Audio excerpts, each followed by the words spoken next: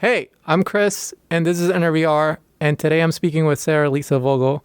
She's a designer, an artist, tinkerer, a master craftswoman of all things that are amazing in virtual reality. And I'm so happy that you're on the show today, Sara. Thanks so much for, jumping on board. Thank you.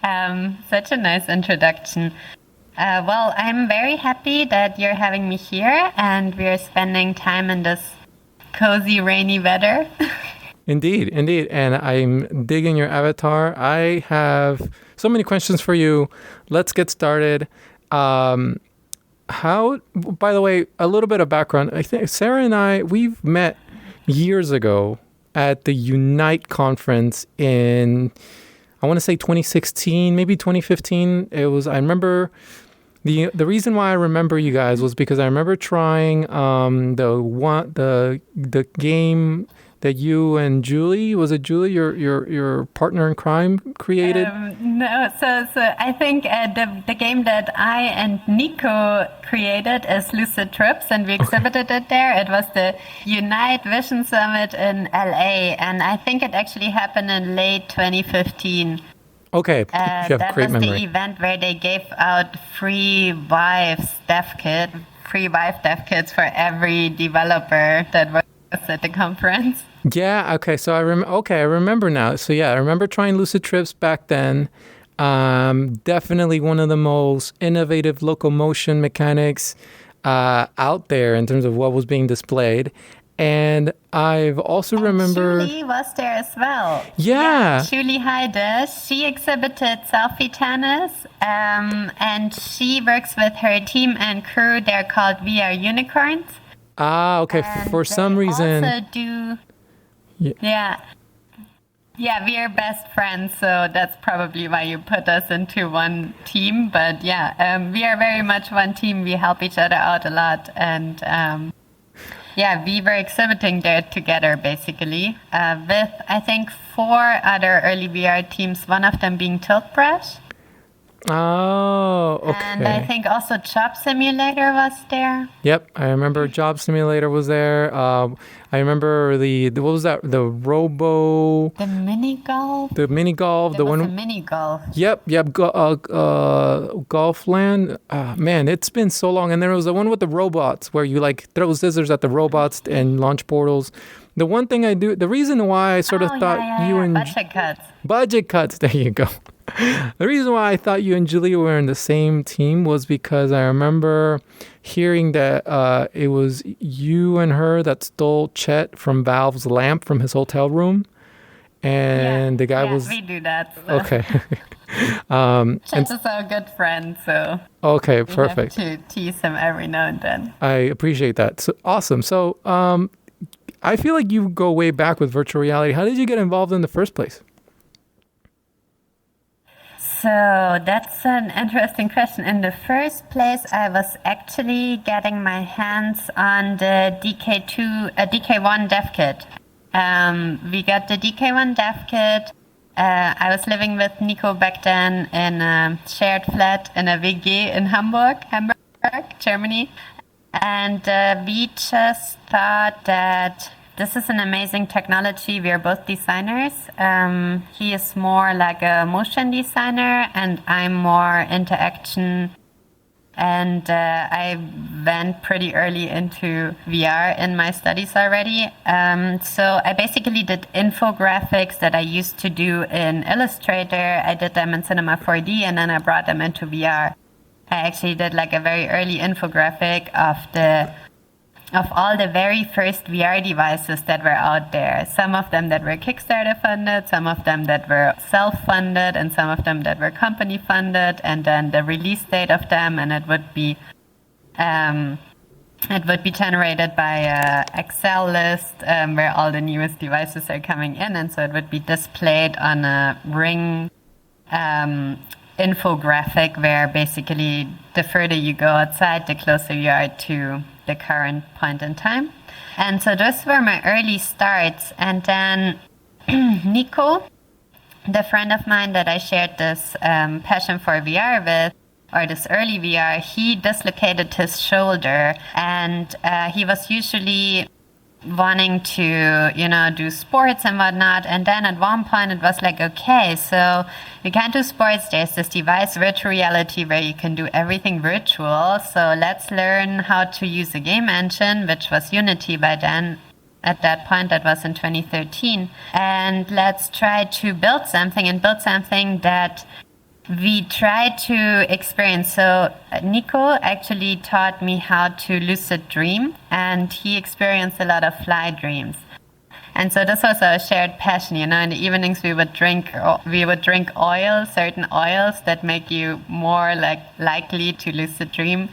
And we really dove into that a lot in our everyday life in terms of how do you move around? How do you feel around when you're in this lucid dream, when you're basically weightless, when you wanna achieve this feeling of weightlessness? And so as I'm talking about this, I'm making these moves of how do you move around, or how do you fly around? How do you float around comfortably in an environment embodied in an avatar?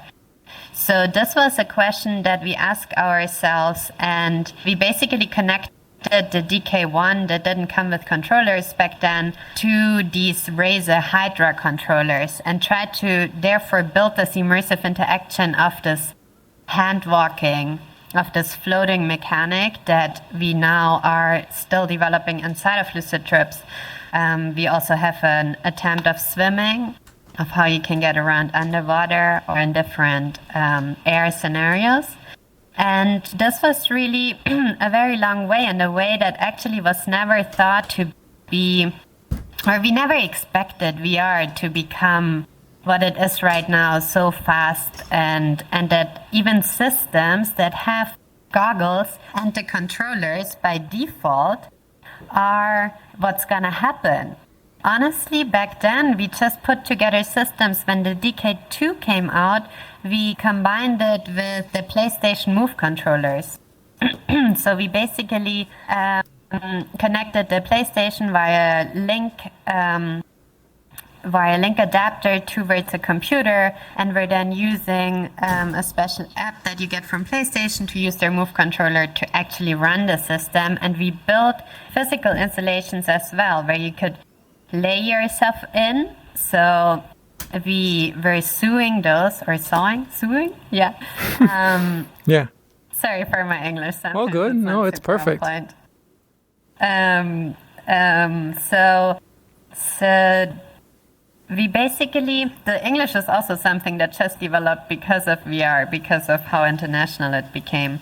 So in the beginning, we really developed installations. We developed a wind feedback system that was based on a quadrocopter-based wind feedback that would be fed back via Arduino boards into Unity, that would then pick up the exact direction of the player and give the wind feedback accordingly. And we built that out to up to 5 rotors, and 4 on the sides and 1 in the middle, and the 4 on the sides would give the direction. And so this was really about going into the most immersive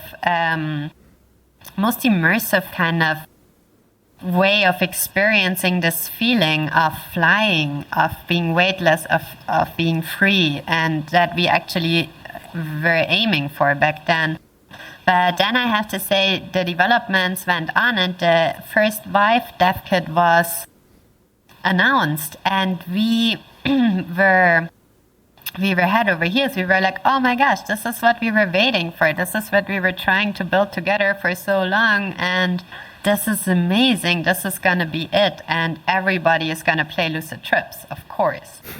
And that was how we saw the world back then. And that was also when we got invited for when we submitted for the Unity Vision Summit, when we got the first Vive dev kit in Germany from Chad, who was back then the guy at Valve who was sending out the dev kits, who went to some of the craziest developers, the early ideas, the people that got dev kits.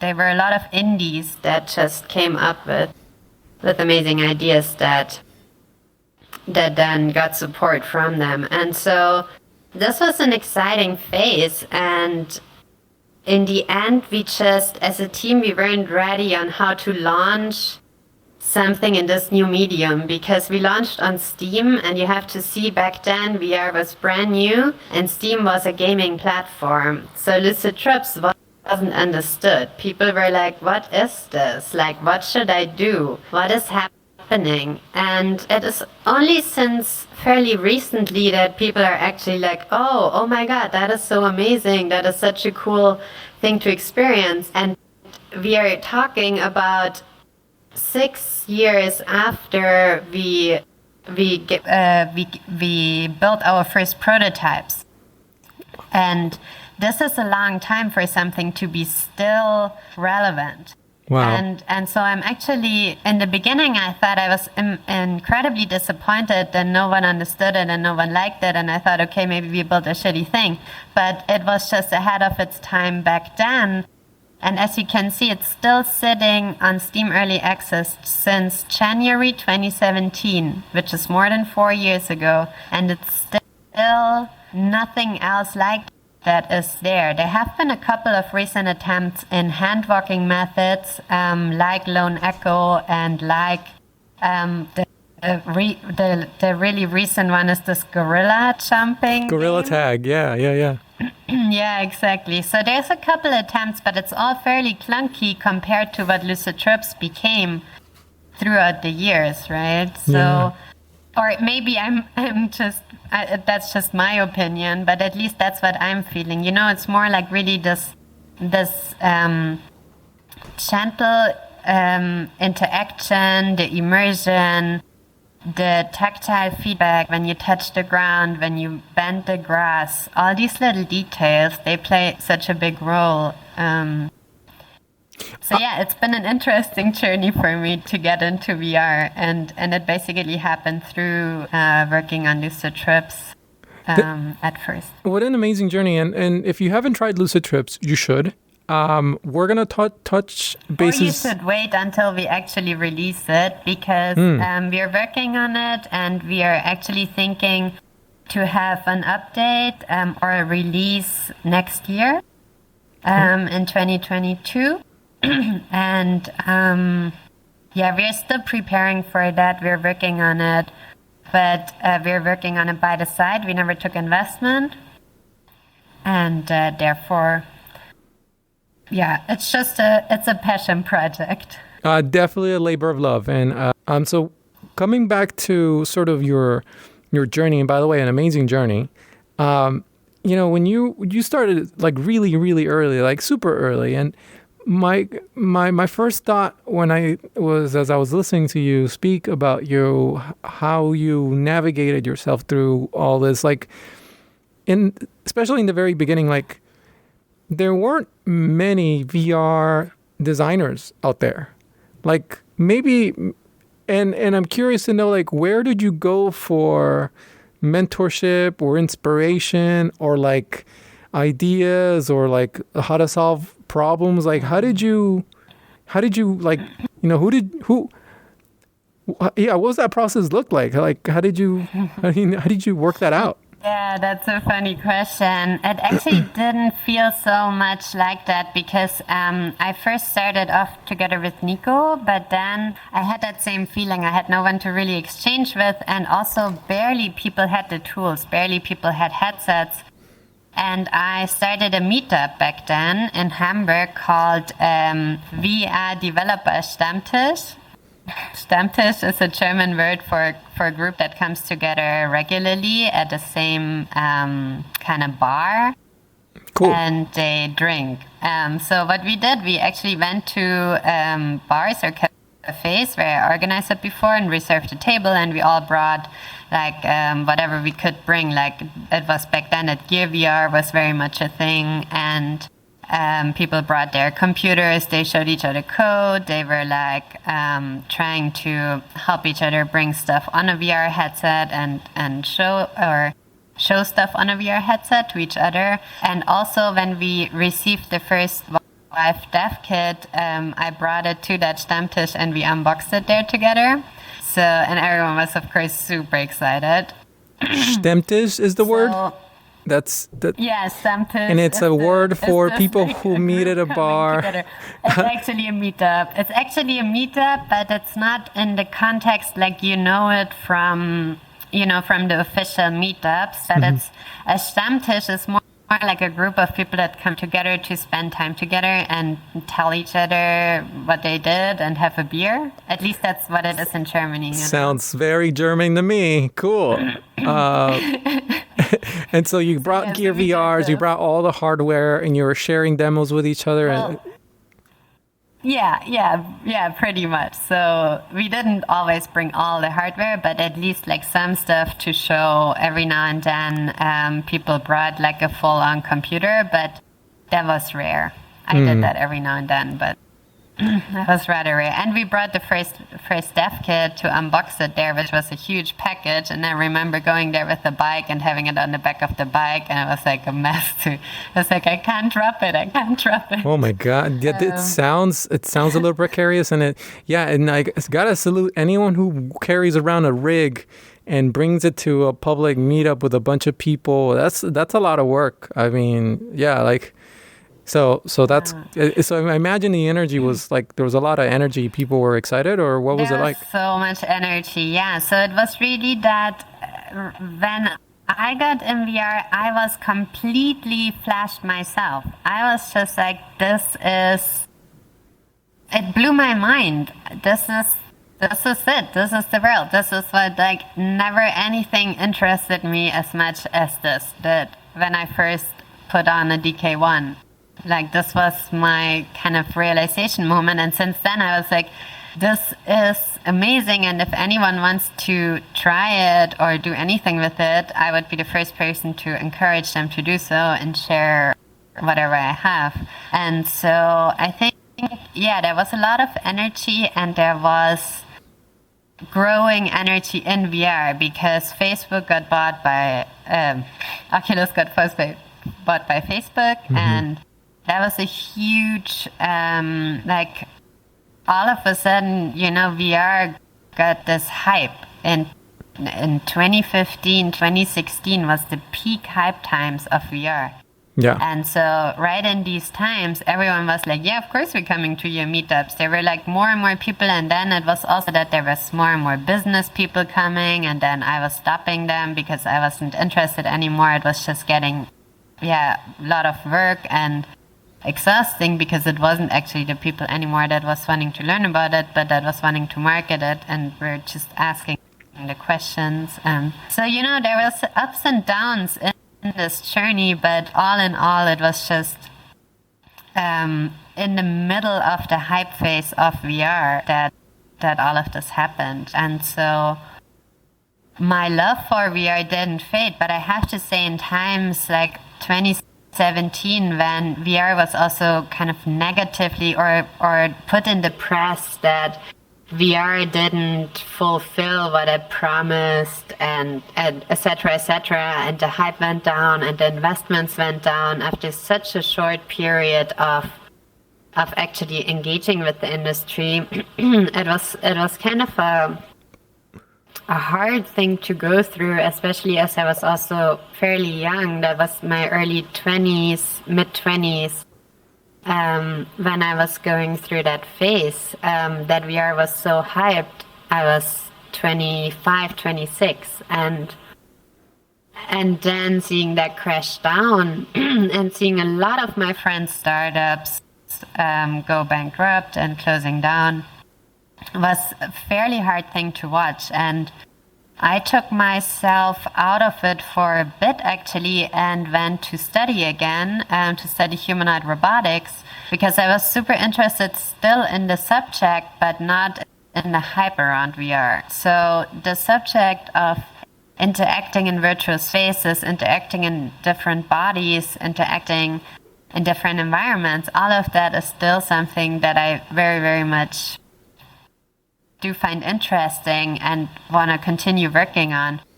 But VR went through a really difficult phase, I think, for indie creators.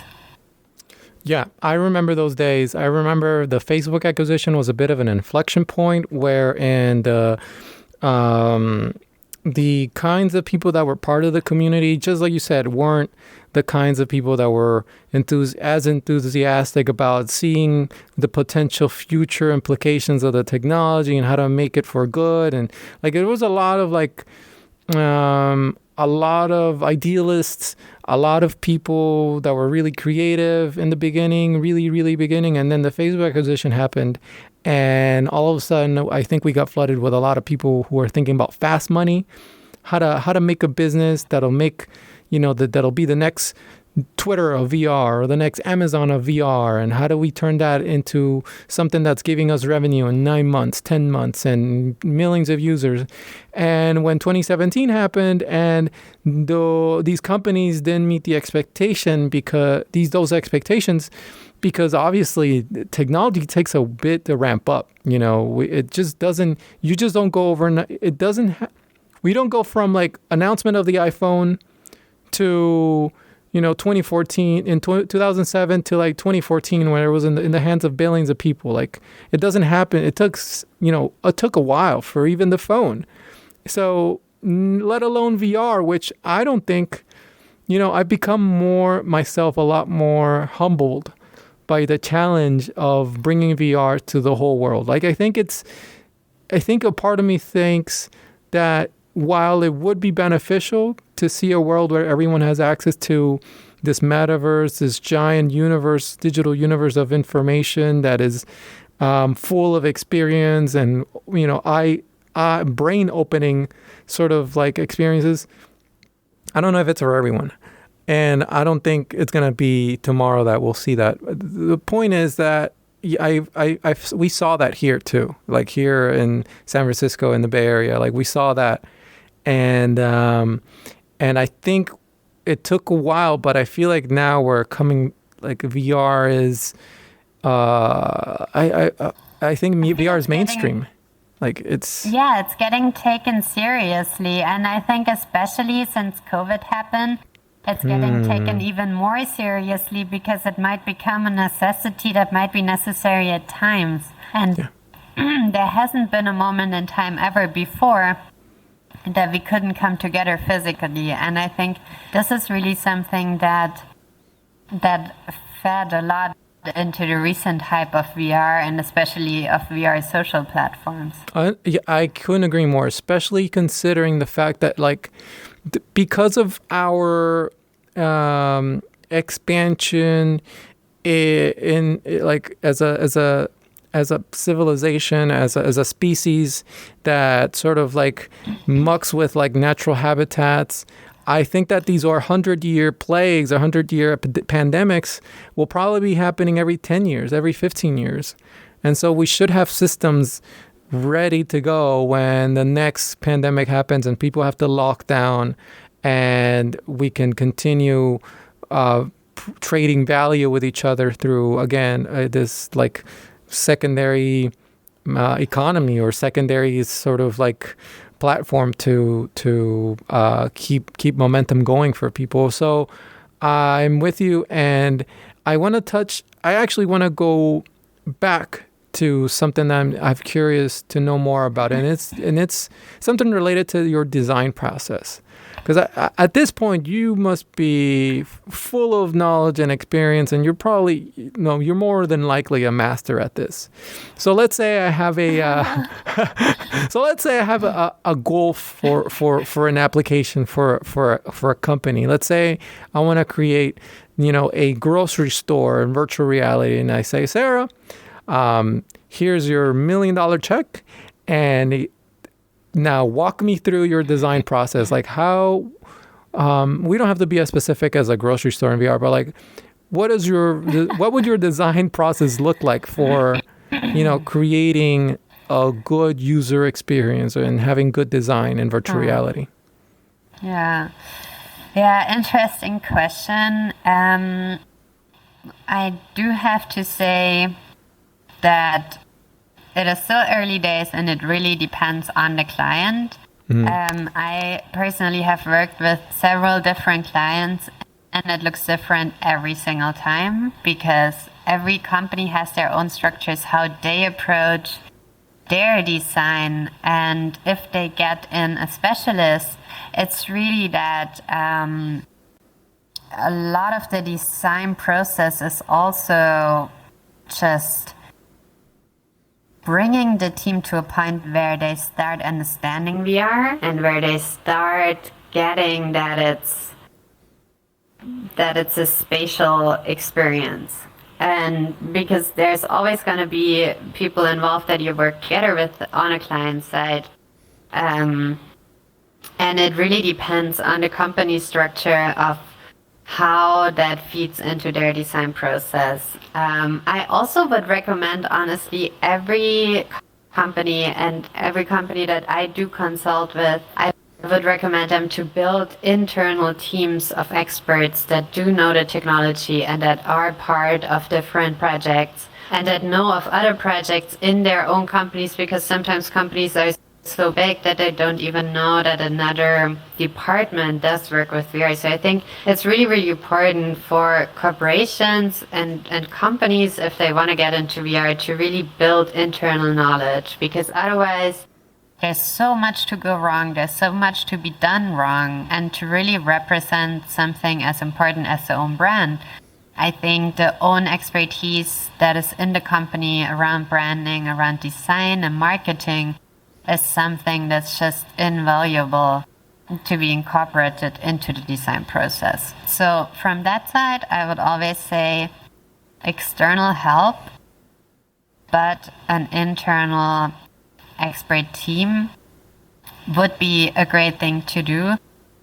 When it goes further than that, and there's actually something being built, it is very much that there's 3D environments being built and then put into whatever engine you actually are working with, either Unity or Unreal currently, I guess is the case. And then you're basically going to try and to play test. And that's something that there has to be a workflow for that when you're working with clients, that those clients have to be able to also get into VR, not in the early stages, but then at the point when you can actually show it, they have to be there and they have to see how it looks in VR. To get them into VR is one of the biggest things, and to really give you feedback on, is this how you want this to look like and to feel like and to sound like, etc., etc.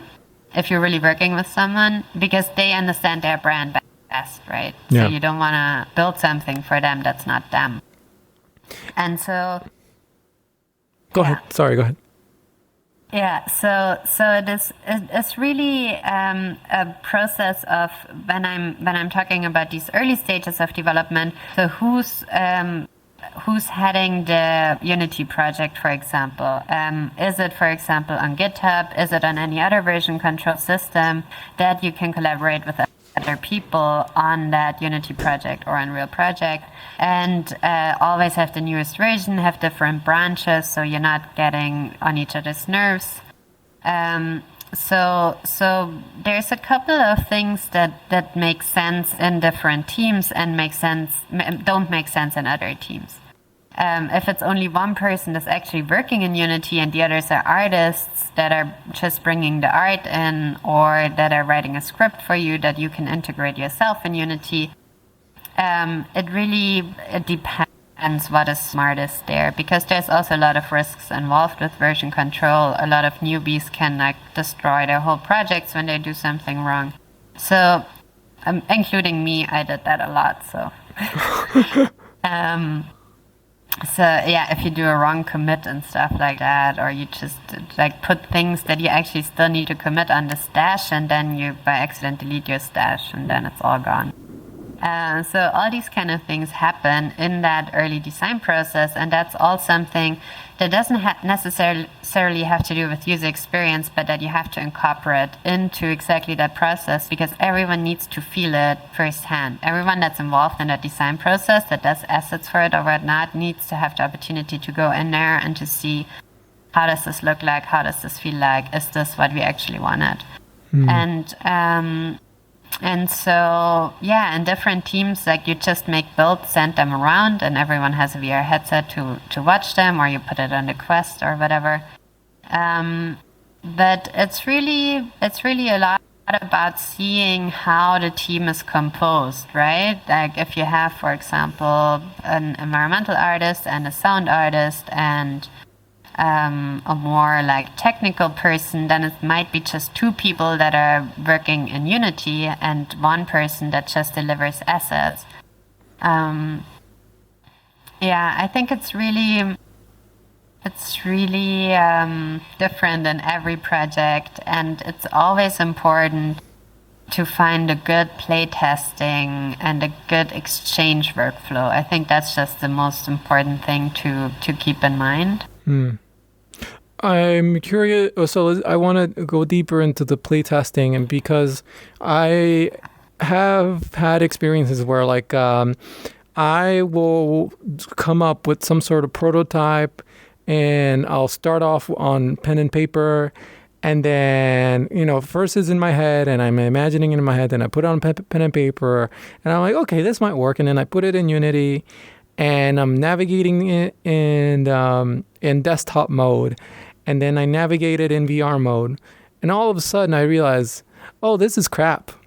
This is not. Yeah. This is not what I imagined it would be, because all of a sudden I have this sense of scale. It doesn't feel right. The assets that I thought would look good, all of a sudden just don't fit that the context that it's in.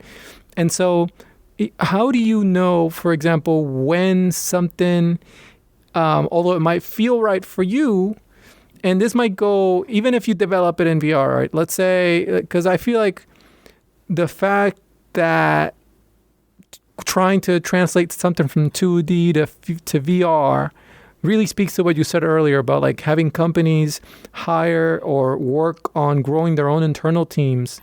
And actually, let's speak, before I go forward with this other question, I want to know more about the value of like finding designers that know VR, where instead of like going for someone who knows 2D, and then I tell myself, well, I can pay them, 30% less, and they'll just learn on the job. How hard could it be? What are your thoughts about that?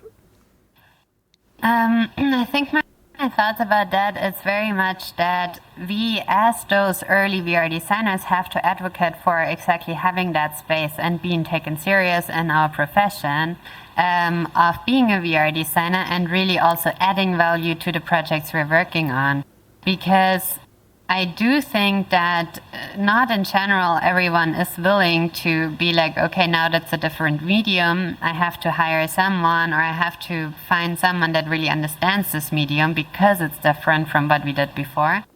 But not everyone does add value to a project that knows VR, So it's really about the individuals making that point of being valuable. And I think most of the people that I have met so far do really add value through knowing the medium and through having those experiences of what works and what doesn't in VR. And so I think it's a thing that hasn't been fully established yet. Companies are not necessarily looking for VR designers yet, but I think that will become a thing the more people are actually putting that on their name tag. And I mean, it's really that there hasn't been jobs in this field since until last year.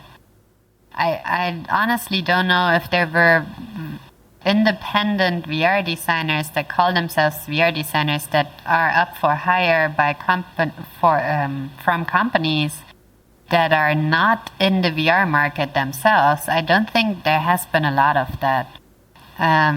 There's companies, bigger companies that hire people that then become VR designers, or that are, independent creators that are more on the artist side of things as VR designers and therefore get attention. But it's not that it's a real, like, a profession that you can study, media design or whatever. And it's not yet in all those in all those universities a thing that everyone learns about VR either. So there's courses coming up, and in a lot of universities there's basics being taught, but it's not a medium that's as explored as film. So we still have to really see what are actually the jobs going to be that are actually going to also be able to make money on the market, like on a general market. Yeah, I have even questions about how a person who's trying to break into the industry develops a portfolio type. Is it a landing page? Is it a VR chat profile? Is it something put on A-frame there's just so many options and so many ways to go about it. It's difficult to figure out what is the best way. It's usually being helpful. It's usually, if you are helpful, people recognize you and people recognize your work. And a lot of the people that I see in VR as VR designers that get recognition and jobs, etc., they do post on social media about their own stuff, but they also post things where they help other creators, or things like you do with the podcast, in terms of supporting other ideas or giving other people a voice. I think there's a lot of interesting things when you look into Twitter and other, like LinkedIn, etc., a lot of interesting examples of how people add value in this industry, be it like they're building these, the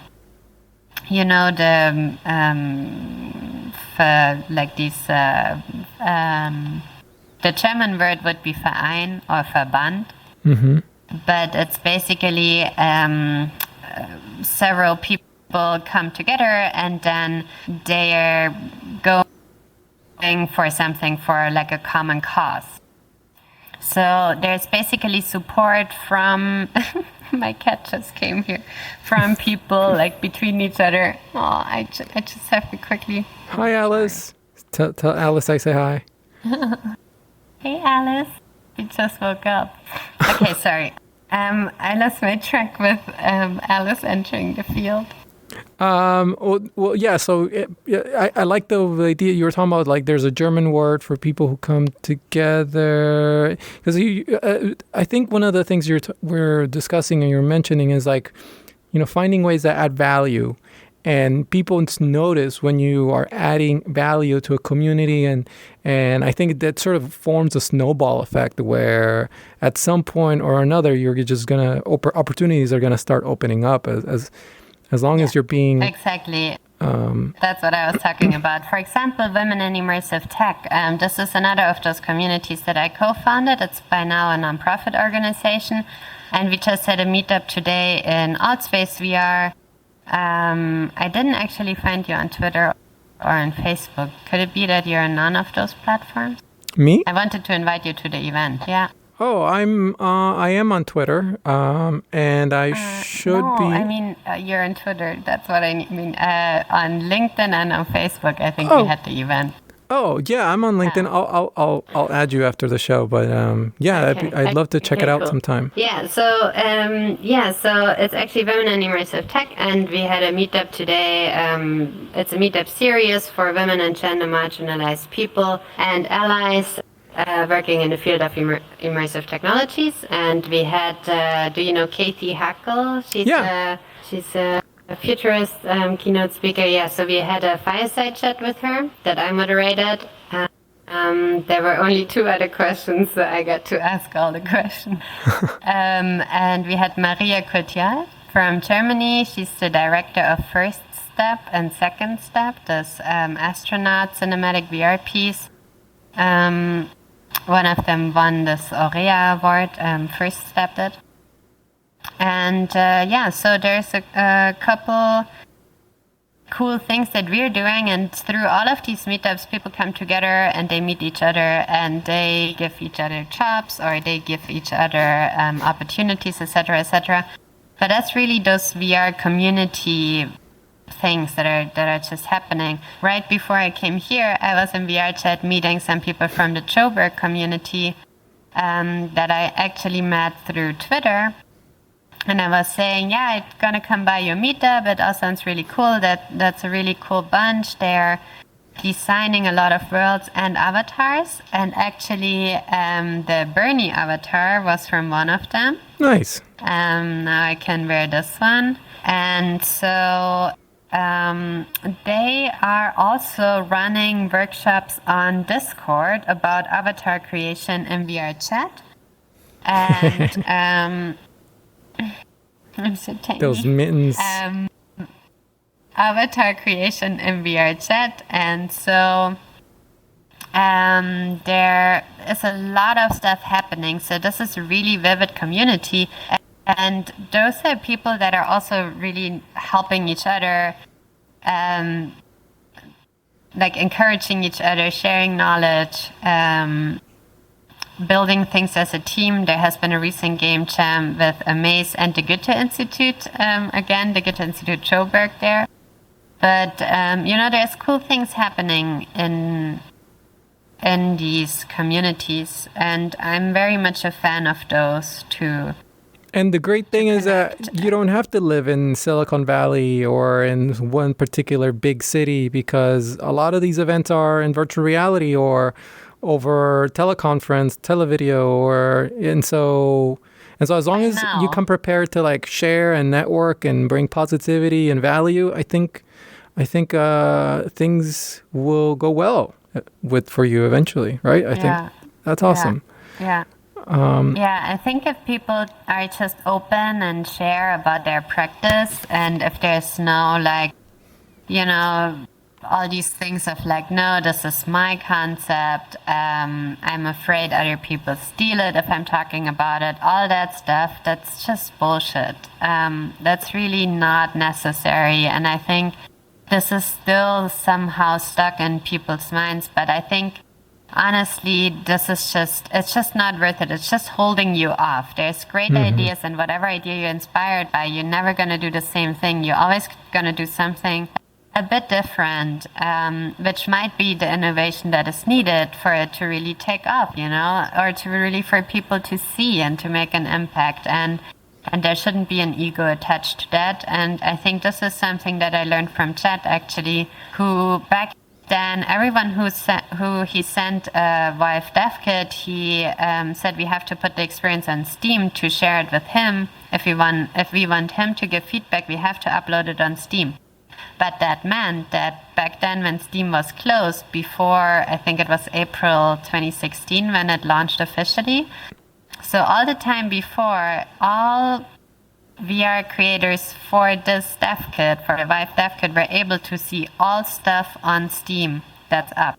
So it were maybe like 20 or 50 games or something that every Steam creator had access to before the platform launched, before the VR platform launched. And so we all saw each other's games, always. We could watch all of those. We could get inspired, we could learn, we could exchange, and that stuff is invaluable. Just this mindset of sharing, of trying to help each other with the best possible feedback. When you try someone else's VR experience and you're just like this, and that, and they might have not seen this is invaluable. This is just the best feedback you can get. And so I think all of that inspired me very much to keep that in mind and make this a practice. Yeah, that's super important. You can't be a golem when it comes to ideas. Like a golem from Lord of the Rings, he'd be like, my precious. You can't be that. Yeah. You gotta put your ideas out there, because otherwise, how do you know they're even good? And that's perfect segue into the question I want to circle back around, which revolves around user testing. Let's say, yes, you're working in a project, you and your team have been prototyping, you feel pretty good about the prototypes that you've done, but at the same time, how do you know the public, which is regular users, how do you know whether it'll be good enough for them? And what are your sort of like workarounds, ideas, tips, advice for doing user testing the right way with virtual reality, and whether it's on a low budget or a high budget? What are your thoughts on that? I mean, if it's on a high budget, I think you have production companies that can take care of that and really get you most out of it. If it's multiplayer, for example, like half the company or like, I don't know, 200 people or whatever should fit in, can be activated to just go and pressure test the platform if the budget allows it. But if it's going to rather low budget solution, I think it's really important that you upload your game on Steam. You basically upload it in a closed beta, and then you can generate keys for your game or experience or whatever it is. You can also do that on other platforms. Oculus works similarly. I did never upload an experience on Oculus, so I can actually not talk about that myself, but I have a couple of friends who do that, and I have activated a couple of codes through Oculus App Lab, because that's where you basically can use your experience also through the Quest. So you can do the same basically with codes, with Oculus Quest App Lab, where you invite people with their email address, or through Steam keys. And I think the most important thing is, if you already have a little community, then send it out to your community, send it out to your followers on Twitter. They are the most likely to actually go and really test your game. If you know VR communities that really also have headsets, then this is also a good place to be. Normally VR communities are really friendly when it comes to testing out a game that they don't have yet, but they have a headset, so it's actually for them a gain, if it's not a completely shitty game. And so there's a couple of different alternatives. The most important one is that you keep track on your spreadsheets of the Steam keys and of the people that you gave those Steam keys to. I would also not revoke access. That's something that we did at one point, not knowingly that they actually aren't, like, they're completely revoked. We basically transitioned from a beta version to the Steam Early Access version, and with that we revoked all access to those existing keys. We didn't do that on purpose, and we actually sent out to people that complained, we sent out other keys, but that is something that you shouldn't do. If you are gaining beta testers and they actually help you test your game, you should definitely give them your game as a reward when it enters the access the actual release period or early access period, whatever. So that's a mistake that I did by mistake. And so just get to know Steam a little bit. There's a lot you can do to engage. You know, there's as soon as you release, there's a lot of community engagement community engagement tools. And also pre-release is a really important period to stay in touch with your community, to see if something happens, if someone gives you a ranking or so, that is bad, that you have to reply, and you have to be like, what is wrong with the game? Like, if you really don't like it, please just refund it, but don't give me a bad ranking, because the ranking on Steam is worth a lot. If you have a 90% ranking or something, you did a lot right. There's things that if a headset is not supported or something and the people rank your game down, therefore just make sure you mention all of those. We had it mentioned, but we didn't have it mentioned high enough up on the Steam page, and we still got bad rankings exactly for that, because it wouldn't work on the Microsoft Reality headsets. So there's a lot that you can do wrong, but I think with getting to know the platform, getting to know the user base a little bit, looking at other VR games, by now it's also that there's so many VR games published, you can look at so much. But if you look at user testing, I think it's really about the community, about keeping track of your Steam keys, keeping track of the people that you're in touch with and interacting with them on a regular basis, not too frequently, I would say. Just don't tell them every month, like, I have an update or something, please test again. At least, but from my perspective, because people might get annoyed and just like not put themselves from your mailing list. Huh. What is the When metric? there's important updates. Sorry, I didn't mean to cut you off. Yeah, I just wanted to say when there's important updates, I would always like reach out to the community, but really only if there's important updates, which are like real releases, like a new kind of feature or something, but not if there's bug fixes or something like that. You don't make your community, your newsletter kind of bug update or whatever. Sounds like there's a bit of an intersection between, especially if you're on a lower budget scale, there's an intersection between community management and design. Like there's crossover there when you're trying to gather feedback from users, especially because I'm curious to know more about at least your metrics for when something needs to be changed based on community feedback. Like at what point do you say to yourselves, okay, we're getting a lot of reviews on Steam that are saying that this mechanic or this interaction or this particular menu layout is not working, and but at what point do you say, okay, I think we reach a point that we need to change. I think the community would benefit from this. Like, what metric would you use or have you used in the past that showed some success? Yeah, so that is a very difficult question, to be honest. If it's really about things that are obvious, like menus that are not working, and that is being mentioned by more than, I would say, 10% of your users, that's a significant amount. I would always say that if it's like 10% of your users are reporting something, that's a lot already. That would be something that I would change, because seeing like one person that reports something, there's most of the time 10 people for that one person that don't report something, right? Mm-hmm. So if you hear something more often than once or twice, I would always check that out and make sure this is really what you want or what works, and also watch other people. Me as a designer, when I get some feedback around a certain thing, I always look into it, but I watch other people.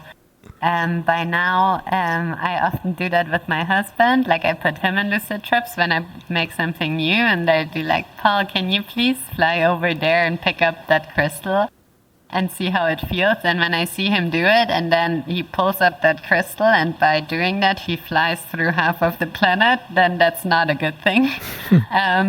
That's like a way too hard spring joint there. But it really depends on what it is. Like if you yourself feel that a fundamental game mechanic in the game is just something that makes your game, don't change it.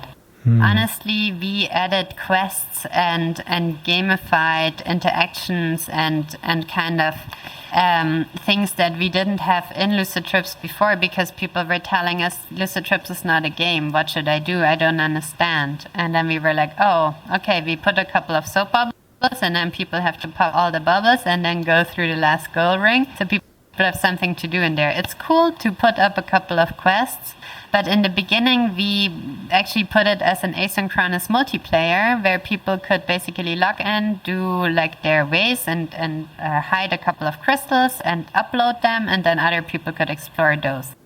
But no one would upload their stuff, no one would do it, no one would engage. And then we basically, therefore, because everyone was like, what is happening? There's nothing going on. Even if we always put one there, every day there was at least one, and we put more there, we put different ones there. Like I did all the time, I did new ones.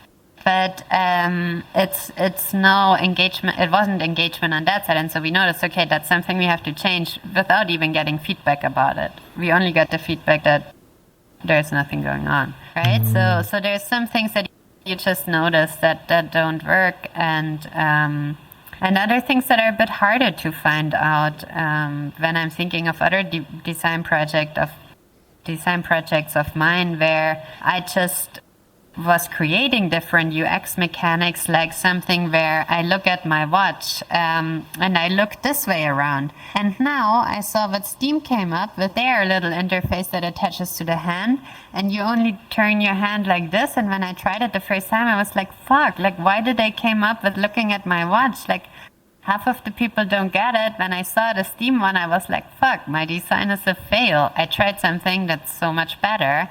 It's a bit more apparent, like sometimes it comes in by accident, and the watch one is really always you want it when it's there when you want it and not when you don't want it.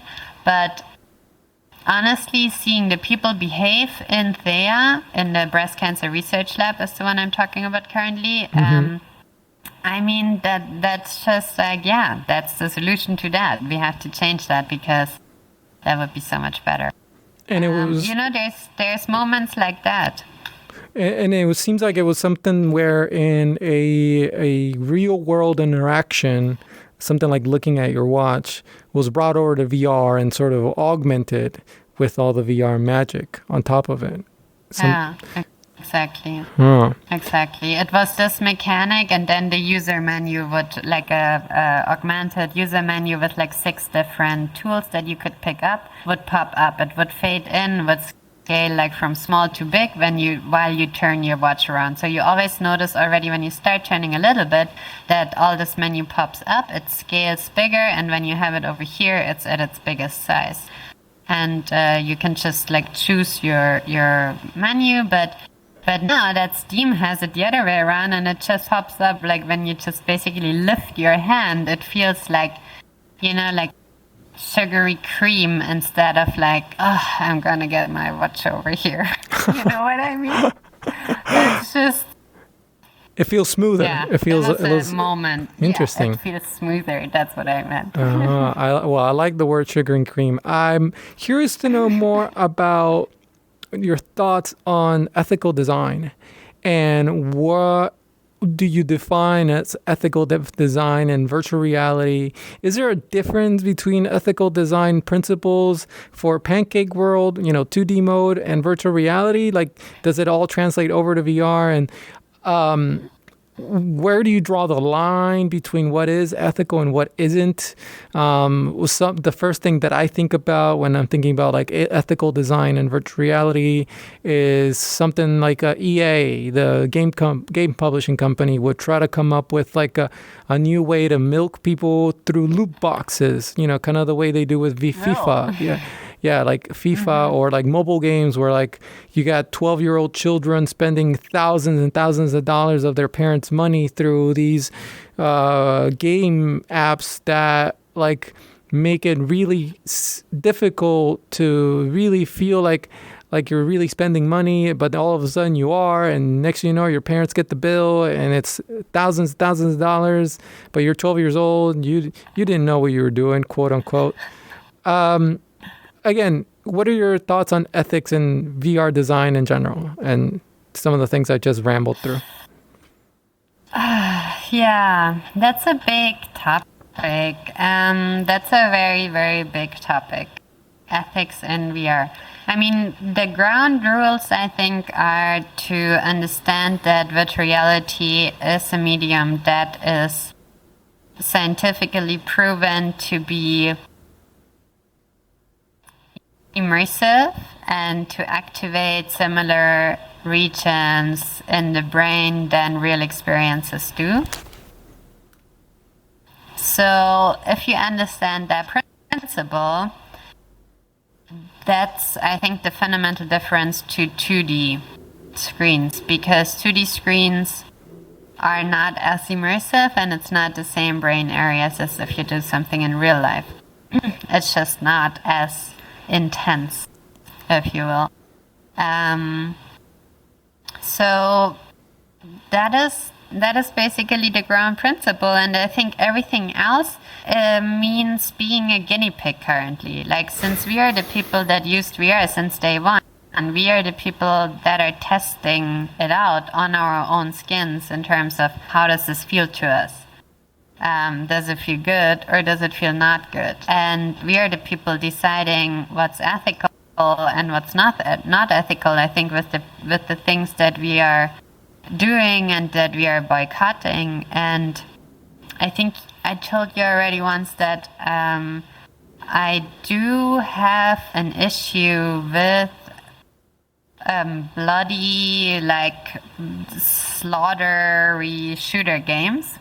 Something like Population 1 and Pavlov and all these kind of experiences, and also early VR experiences that were kind of imitating this behavior, where you feel like that zombie shooter, Arizona Sunshine. I think that was my first horror experience, where I was really horrified, where I was like throwing down the headset on the floor crying, where I was like, this is too much and this is fuck, because your breathing becomes like, and your view becomes like bloody, and like your body is like twitching on the ground and all of that stuff. And I think this is really something that can cause PTSD syndrome, because this is something that is it's absolutely shocking, and I think for me at least it could totally be traumatizing for people. Yeah. So I think there's those areas that we should keep in mind, that as this is acting on our brain as real world experiences do, what would we be able to experience in real life that wouldn't give us any trauma? Because I think the last thing that this world needs is any more traumatized people. Yeah.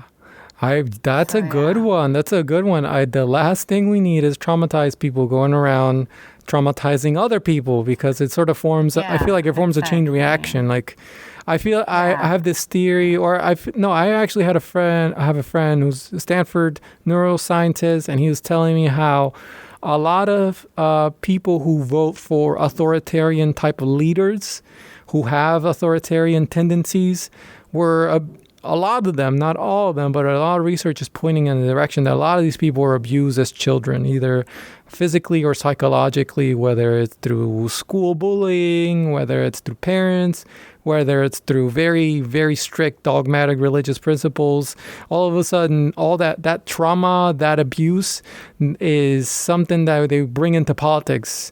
And you have them voting for people like Bolsonaro, like Trump, like Erdogan, like people who are just Duterte, all these dictator, asshole type of motherfuckers. Like, you end up voting for them because, again, you can't disassociate your politics from your from your childhood, and somehow you want to bring that back, that sense of safety, or like, trauma is a big thing, and I think there's so many people in so many nations that have been traumatized by what happened to them, and that are being continuously traumatized when we're looking at the wars that are currently happening as we speak.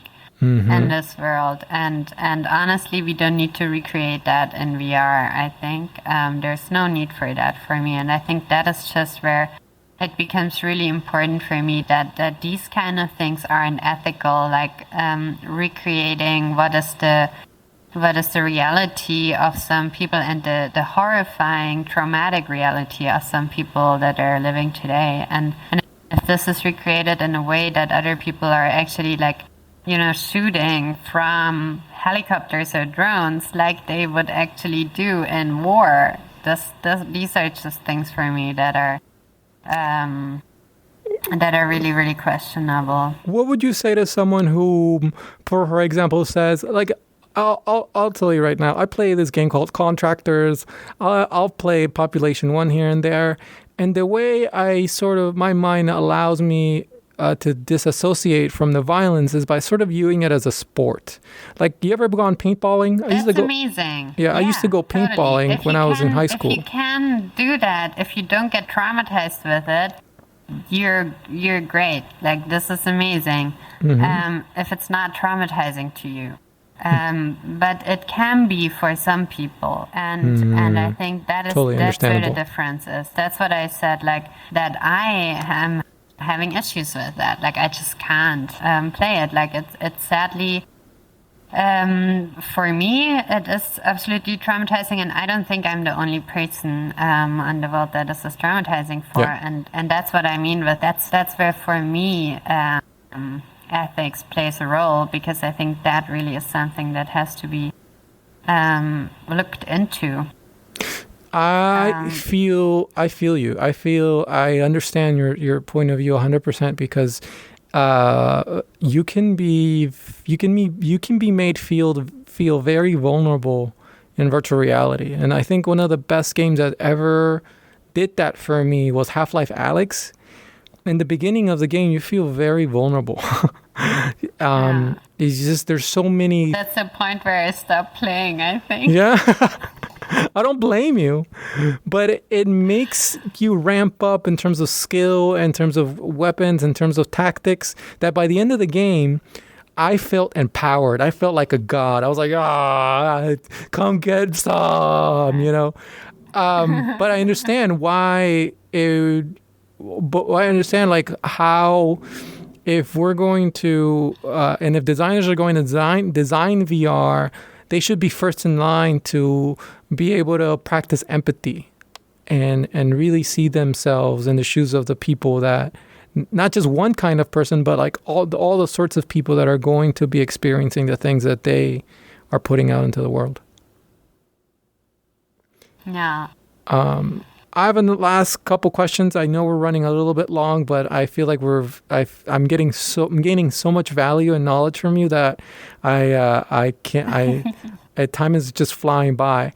So something I've been meaning to ask you, and we're coming down to the final last two questions are, curious to know more about the typical day in the life of Sara Lisa Vogl, the VR designer. What does that look like? What does your typical day look like? So that's a good one. So I get up and I most of the time still in bed check my phone and be like, like everyone else. What went on in Europe? Yeah. So but on the other side, I'm in Canada, and most of my friends and the people I work with and my family are in Europe. So everything happens while I sleep. For them, or at least half the day, their morning. And so I'm mostly catching up on all of that stuff, like tons of emails that piled up and whatnot. But usually around 9, I try to at least have my second coffee and start working on my computer. Actually, right now, Alice is warming herself in front of the fan of the 3090. Oh. It's her new favorite spot in my computer environment.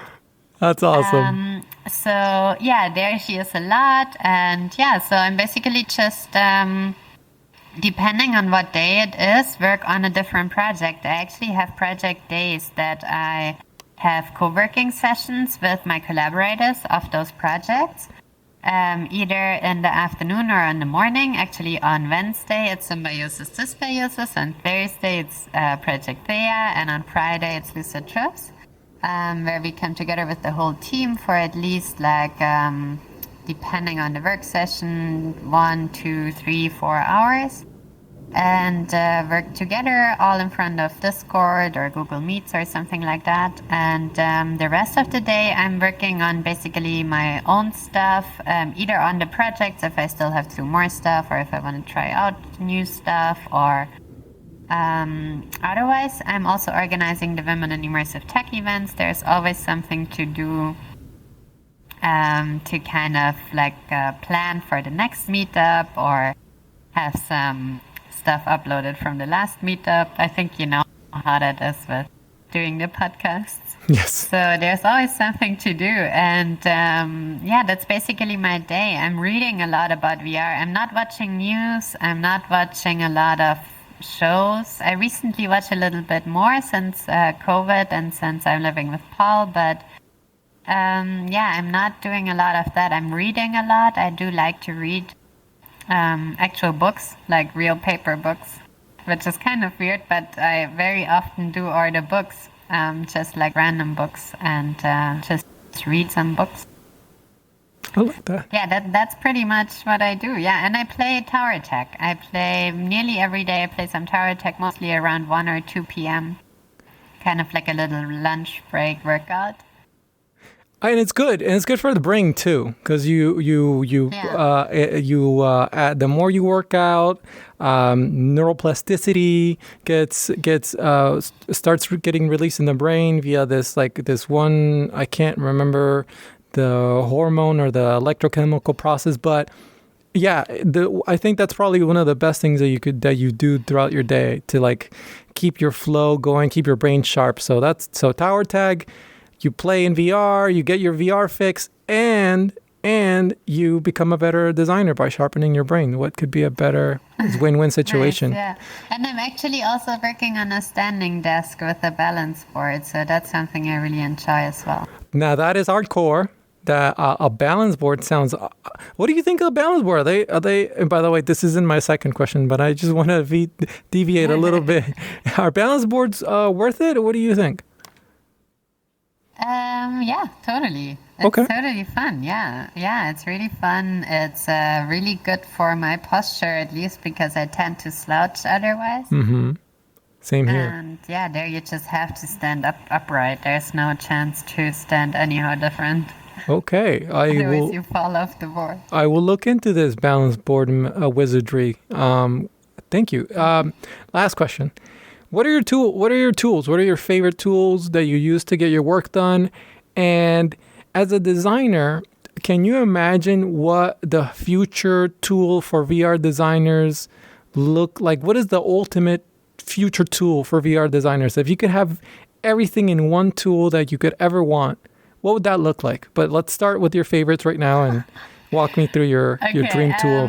I'm working in a lot of projects, programs, honestly. The one I'm using most often, I think, is Unity. And then with Unity, I'm using Plastic and Git as version control tools, depending on the project. I do use Ableton. I really like to use it for anything sound related, and it's really easy to use. And I combine it with my biosonification module. I use Python because one of our VR projects has a Python integration. So we are also using several Python modules and pip modules for that project. And so you plug Python into Unity, not C. So because I know you could do C#, but you plug Python into Unity. We do use Python for analyzations in Thea because it's basically too complex to translate those analyzations from Python to C#. It's just easier to plug in the Python scripts, let it do its analysis, and then visualize it again inside of Unity. Nice. Yeah, that's what we're working on with researchers. Actually, all over the world, they have labs all over the world. They're called IMXT.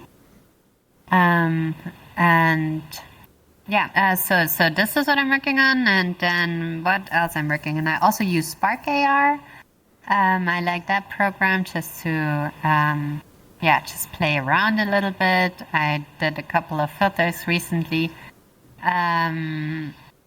I'm also using a lot of Premiere for all kinds of things, be it like tutorial videos that I'm later on using actually in-game in VR, or be it just for doing trailers or even making GIFs or stuff like that. I use a lot of Premiere. Every now and then I also use After Effects, but not a lot. I use a lot of Photoshop. What else do I use? Good question. Maybe I should look at my task list. I use a lot of Steam VR. Mm-hmm. The GoPro VR player I use a lot too. I use a lot of Steam VR. Oh, no, I'm sitting again. Damn it. Okay. I think that works, right? Yep, you're good. Yeah, okay. Wow, so you're all over the place. You got your hands in almost everything, audio. Yeah, that's crazy. That's awesome. You kind of need that as a independent creator. When you're working with other artists, you kind of need to know how to plug in their stuff as well. So yeah, it's a lot of tools. And the second question is very, very interesting, but I don't know. I mean, it would definitely be something that needs to incorporate really, really great spatial audio positioning capabilities. I would love to just go through any VR environment in Unity and just grab my audio source and drag it to the position that I want to drag it to. That would just be amazing. That's something I would really wish for. I mean, everything where you can basically walk around and just pick up things, put them at a different place instead of having to go back in Unity and put it on a different place and then jump back in VR would be great. I mean, that all would be amazing. Sadly, that's not what the early versions of the Unity, the Mars, is that Mars? VR editor. Yeah, the VR editor. Yeah. I don't know. They did back then. Like, that was already really long ago, though. I think remember. Also, like 2016, 2017, in VR editor, and that never really worked out. And I don't know if they ever did a new attempt at that. I hope it didn't die, but it would be. Yeah, I do hope too, but I haven't seen any good stuff. I mean, the best stuff I've seen in terms of in-VR creation tools is definitely things like Medium and Quill and Tiltbrush and all of these tools that are super helpful for asset creation. That's really, really good because that makes a lot of sense to not create on 2D for 3D. But otherwise... yeah. I don't know. I mean, I wouldn't want to trade something like the VFX Raft to do shaders inside of Unity to anything I have to navigate in VR, I want to do these nice node-based things and whatnot. I want to do that in VR. I also wouldn't want to... I want to do that on the computer. I also wouldn't want to write a script in VR or something like that. But it would actually just need Unity to make a better attempt at like positioning certain objects, positioning light sources, positioning audio sources, positioning objects that are in the environment, all these kind of things. It doesn't need to be a lot, honestly. I'm not sure why it's so hard. Yeah, I feel like they have all the components, all the instruments to weave together and make a beautiful symphony in terms of a tool, in the form of a tool, but I don't hear the music. And so, I'm with you there. Sarah, I feel like we could spend another couple more hours talking. I feel like time went by so fast because I'm learning so much. Yeah. And it has been, and I look forward to the day where you can come back and we can learn some more. In the meantime, though, how can people stay in touch? How can people follow what you're doing? Where can they learn? Where can they get a copy of Lucid Trips and know more about what you're doing these days? Yeah, actually, I have a website, which is just my name, Sara Lisa Vogl. It's Sarah without an H, and Vogl just VOGL. SaraLisaVogl.com, and there's my Twitter and LinkedIn and all the projects I'm working on. I try to do a good job at keeping the most important stuff there, but it's mostly lacking things. So Twitter is really where like the up-to-date stuff, like when really something is going on, I'm trying to post it there. If I'm posting it anywhere. But I'm trying to get better at that also. Awesome. Alrighty then. I think we'll bring things down to a close. I just want to thank Lucifer, my friend Lucifer M Star, for allowing me to host my shows in his worlds. I want to thank the person who made this amazing Okami avatar. I want to thank all the people listening via iTunes or Stitcher or Spotify, wherever you are. Thank you for listening. Thank you for watching on YouTube. Thank you, Sara Lisa Vogl. You've been amazing. And yeah, have VR hug time. And I'll see you everyone later in the metaverse or wherever you are. Bye. Peace.